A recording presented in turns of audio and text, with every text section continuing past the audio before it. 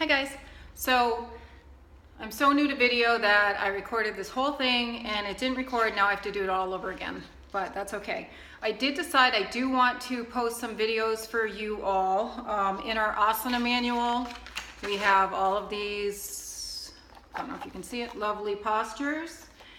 And I thought we have about 26 days before we meet again, which is awesome. And it's gonna go by like that, as we know.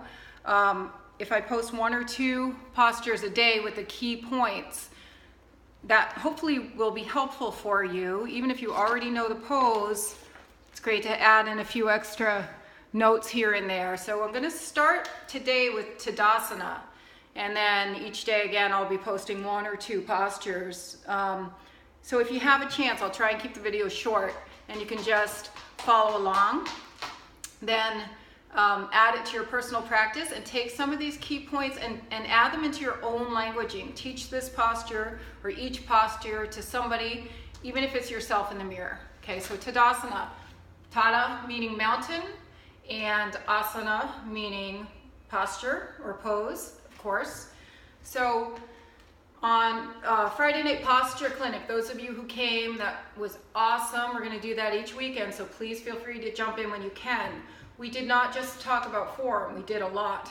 We did teach. However, we also talked about the energy of the pose. So mountain pose, if you think of a mountain, of course, it is grounded, it is rooted, but it's also ascending. This is the energy that is available to us in Tadasana. So we can start with our feet either together or hip width apart. Here are the key points about hip width apart, if that is the choice. Find your hip bones, align your hands. See that space between my hands? That's the space between the inner edges of my feet. Beautifully, perfectly parallel, right? This is not hip width apart. This is hip width apart. Great way to check it. 2 fists together. Come down, put them between the balls of your feet. It's okay if there's a little wiggle room there between the feet.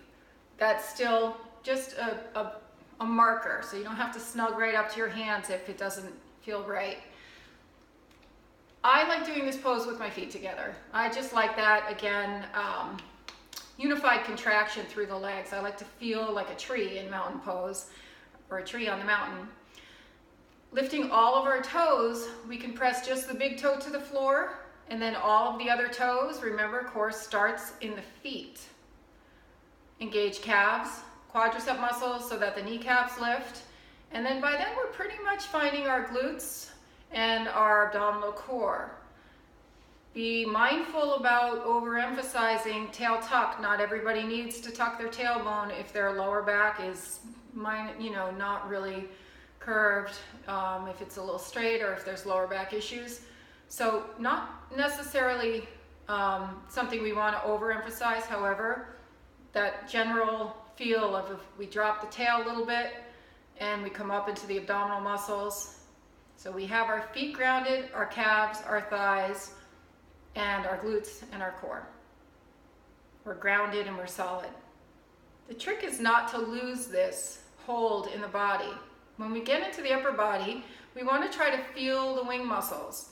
A great exercise that I love as a warm-up is to, I'll do it this way for you, have your students right about here spin their arms toward the sky and keep spinning.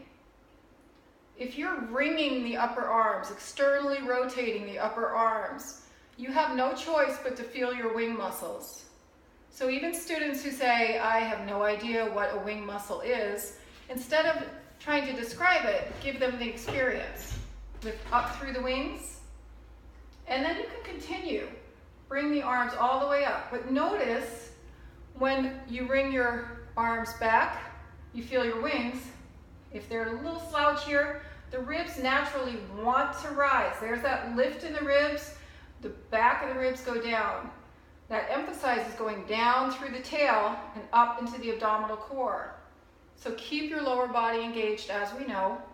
Now, once your students have their wings and we lift through the arms, we're able to keep that space between the ear and the shoulder instead of this.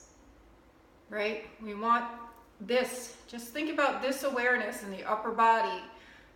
This core piece. in the torso is where everything else originates. I don't care what's happening in your shoulders, arms, anywhere. You want your spine lengthened. We don't want the head jutting forward. But all of that is going to be dictated by this little adjustment in the ribs, feeling the wings. So let's bring our arms up. Interlace all fingers except index fingers. Right about here, you'll start to lose people. They'll do this to get their arms straight, and that's not what we want. We want to keep them in the wings. I like to bring arms forward till the arms are straight. Keep people in their shoulders, again, wings. And then slow motion, bring the arms back up overhead till the palms are above the crown, and see the space between my elbows. That's all I got. That's okay, right? Because this space is clear. This is a beautiful meditative opportunity. So if we have this hold in the body, lower body all the way up through, encourage your students to hold for several breaths. Bring in the Ujjayi breath. Have them gaze at one focal point and practice pratyahara with the eyes open, right? Up to 5 breaths, maybe longer for seasoned students. Nice return to standing posture basics. So many other postures originate from this alignment. If you can get mountain pose and really understand it and really enjoy it, you will bring so many pieces of this into so many other standing postures. So this one is the big one. It's a heavy hitter. It is the ground. It's the foundation. That's why we start with it. Okay, so there's TADASANA. Enjoy your mountain pose. Please teach yourself, language it, pull some of those points out. Obviously, I'm teaching teachers, not my class. But if I was in a beginner class, I might go through that whole thing with all that verbiage if they were doing it for the very first time. Second thing, our reaction liberation model. Please, please, please remember every single reaction we have, little or big, whatever it is our own. And that is our key. So if we can do tapas or really emotionally do nothing but breathe through. Remember, witness, create space between your reaction and action. You don't want to create negative karma, right? We really want to just feel, what is this?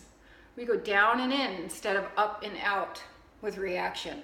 That's not suppression, it's feeling. So practice this the entire month. That is our way of taking responsibility for our reactions. And once we take responsibility and we have felt it through, look for those little insights that say, oh, now I can take ownership of this. Now I know what's going on. Awesome. And you'll find your power, your strength around that particular instance. And it's okay to go, you know what? I'm just really having a reaction based on my own insecurity right now, or my own ego need for validation, approval, whatever it is, fear. It's yours. It's mine. It's ours to figure out for ourselves. Okay, so love you. 26 days. I will be back tomorrow.